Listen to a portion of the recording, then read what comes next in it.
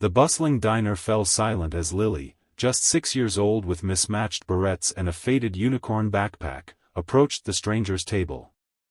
"Can I sit with you?" she asked, her voice carrying across the room.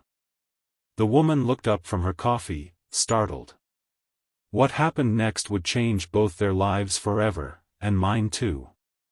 Hey everyone, if this story touches your heart the way it did mine, please hit that like button and subscribe to join our community where we share these powerful human moments. Your support helps me continue finding and sharing stories that remind us of our shared humanity. I first met Jason at my brother's baseball game in Portland. He was sitting alone, watching his nephew play while keeping a watchful eye on Lily, who was building a castle in the nearby sandbox.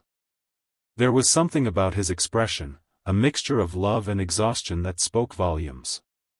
We started talking when Lily's ball rolled toward me, and over the next few innings, he shared glimpses of their story. Jason hadn't planned on being a single father. 5 years earlier, he had been building a life with Lily's mother, Rebecca.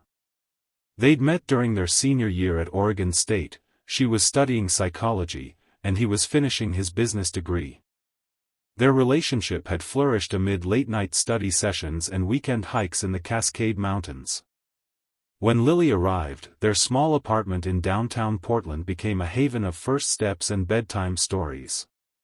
But life rarely follows our carefully laid plans. Rebecca began experiencing severe headaches when Lily was just 14 months old. What doctors initially dismissed as migraines was eventually diagnosed as a brain tumor. Despite aggressive treatment, Rebecca slipped away 6 months later, leaving Jason alone with their toddler daughter who couldn't understand why mommy wasn't coming home. The first year without Rebecca was like moving underwater, Jason told me, his voice steady but his eyes revealing the depth of his pain. I was just trying to keep us afloat. Making sure Lily was fed, clothed, and loved. Everything beyond that basic survival felt impossible. Jason's family lived in Seattle, close enough to visit but not near enough for daily support. Rebecca's parents had moved to Florida years before, maintaining their relationship with Lily through video calls and occasional visits. Surrounded by well-meaning friends who didn't quite understand his new reality, Jason struggled to balance his grief with Lily's needs. His job as a marketing consultant allowed some flexibility, but client meetings and deadlines often collided with preschool pickups and childhood illnesses. There were days I felt like I was failing at everything, he admitted. I'd be on a conference call while silently passing snacks to Lily under my desk, hoping no one would hear her whispers. Then I'd stay up until 2 a.m. finishing work after she went to bed, only to be woken at 5 when she had nightmares about her mom. As Lily grew older, she became increasingly aware of her different family structure. At preschool, she noticed the mothers who arrived with homemade cupcakes for birthdays and coordinated playdates with effortless efficiency. She saw families with siblings, with grandparents nearby, with structures that seemed solid and complete in ways hers wasn't. Jason tried to compensate. He learned to style Lily's hair by watching YouTube tutorials. He joined the parent committee at her preschool, often the only father among a group of mothers. He created special daddy-daughter traditions, Sunday morning pancakes shaped like animals, bedtime stories where Lily could choose the ending. But there were still moments when Lily's questions left him speechless, when her longing for a mother figure was palpable and heartbreaking. The diner incident happened on a rainy Saturday morning. Jason had promised Lily breakfast out after her first soccer practice, but the crowded restaurant had only one table available, directly beside a woman dining alone. As they approached, Lily suddenly stopped, staring at the stranger with curious intensity. Before Jason could redirect her, Lily had walked straight to the woman's table. "Can I sit with you?" she asked, her voice clear and confident. "You look like the princess from my book." Jason was mortified, rushing to apologize for the interruption. But the woman, Olivia, was already smiling, charmed by Lily's directness. "I've never been compared to a princess before," she told Lily. "Which princess do I look like?" The one who helps people, Lily answered seriously. The one who lost her mom too. The diner seemed to grow quieter, the background noise fading as Olivia's expression softened. She glanced at Jason, understanding dawning in her eyes. Would you both like to join me? She offered. I have a big table all to myself. That chance encounter could have ended with breakfast, a pleasant but forgettable interaction. But as they talked, Jason learned that Olivia was a child psychologist specializing in grief counseling. She had lost her own mother as a teenager and had dedicated her career to helping children navigate similar losses. The coincidence seemed too significant to ignore. I usually don't do this, Olivia had said as they were leaving, writing her number on a napkin. But I run a support group for children who have lost parents. And there's a parallel group for the surviving parents. If you're interested. Jason had taken the napkin, thanking her politely but doubting he would call. He had tried therapy before, finding it helpful but insufficient for the day-to-day challenges of single parenthood. What could strangers possibly offer that would make his and Lily's situation any easier? But that night, as he tucked Lily into bed, she asked a question that changed his mind. Daddy, why don't we have any friends who are like us? Who remember people in heaven? The following Tuesday, Jason found himself sitting awkwardly in a circle of chairs while Lily joined other children in an adjacent room for their own session. The parents around him shared stories that echoed his own, the struggle to balance grief with parenting, the challenge of answering impossible questions, the exhaustion of being everything to someone when you yourself feel broken.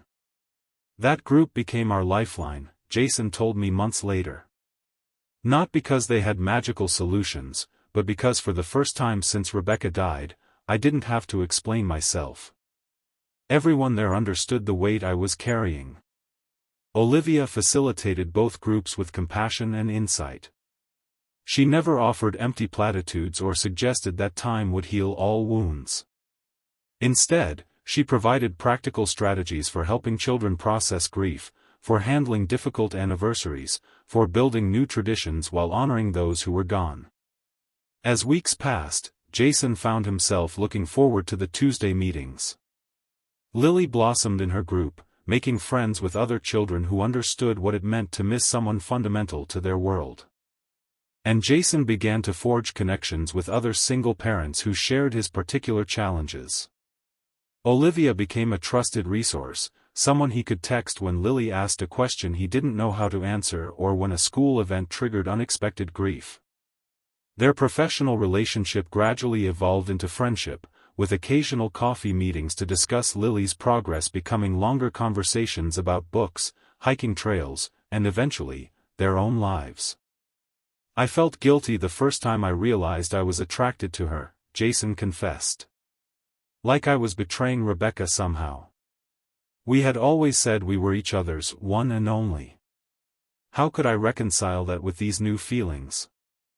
This internal conflict wasn't easily resolved. There were nights Jason lay awake, wondering if moving forward romantically would dishonor Rebecca's memory.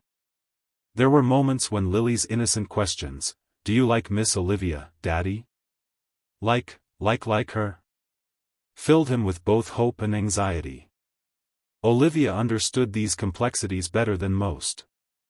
She never pushed or rushed, respecting both Jason's grief process and the additional considerations that came with being Lily's father. She was careful about boundaries, stepping back from her professional role in their lives before their relationship shifted.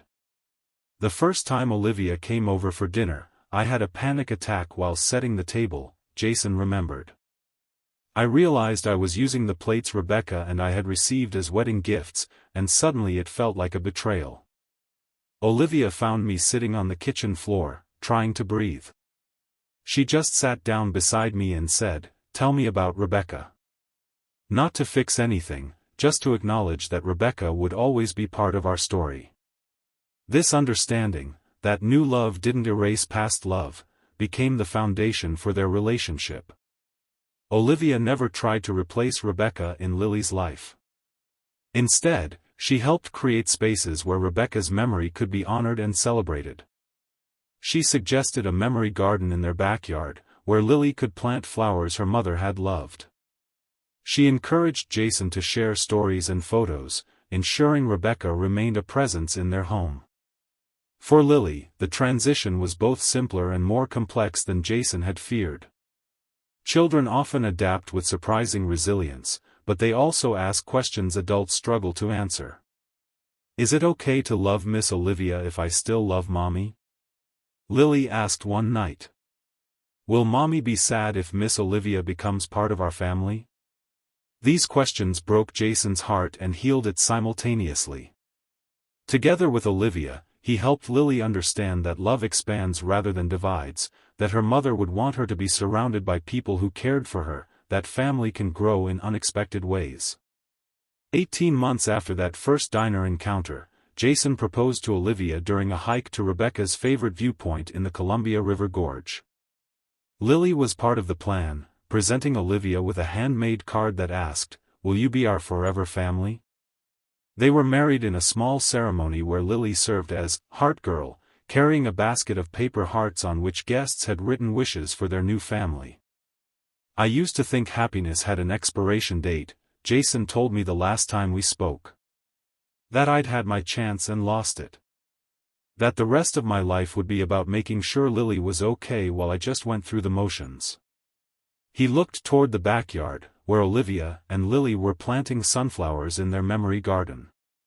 But Lily knew better. She walked up to a stranger and asked, "Can I sit with you?" She wasn't afraid to make room for new connections. She taught me that grief and joy can coexist, that our capacity for love doesn't diminish when we share it. Their story reminds me that sometimes the most profound healing begins with the simplest gestures. Lily's innocent request to sit with a stranger set in motion a journey that none of them could have anticipated. It's a testament to children's intuitive wisdom, to the unexpected ways we find connection, and to the human heart's remarkable ability to expand after breaking. As I watched Jason, Olivia, and Lily build their life together, I'm struck by how they've integrated past and present. Rebecca's photo still holds a place of honor in their living room. Her birthday is still acknowledged with Lily's release of biodegradable lanterns into the night sky. Her parents have become grandparents to Olivia's newborn son, creating a family tree with branches that extend in unexpected directions. Jason still has moments when grief catches him unaware, when Lily makes a gesture exactly like her mother, or when milestones arrive that Rebecca should have witnessed. But these moments no longer derail him completely. He's learned to make space for both sorrow and joy, understanding that one doesn't invalidate the other. Their story isn't about replacing what was lost, but about the courage to remain open to life's possibilities. It's about a little girl who, in her innocence and wisdom, recognized something in a stranger that her father couldn't yet see. It's about a woman who understood that healing doesn't mean forgetting. And it's about a grieving father who, despite his fears, allowed his heart to expand in ways he never thought possible. As I finish writing this, I think about something Olivia said at their wedding. "Family isn't just what we're born into," she told the gathered guests. "It's also what we build together, choice by choice, day by day.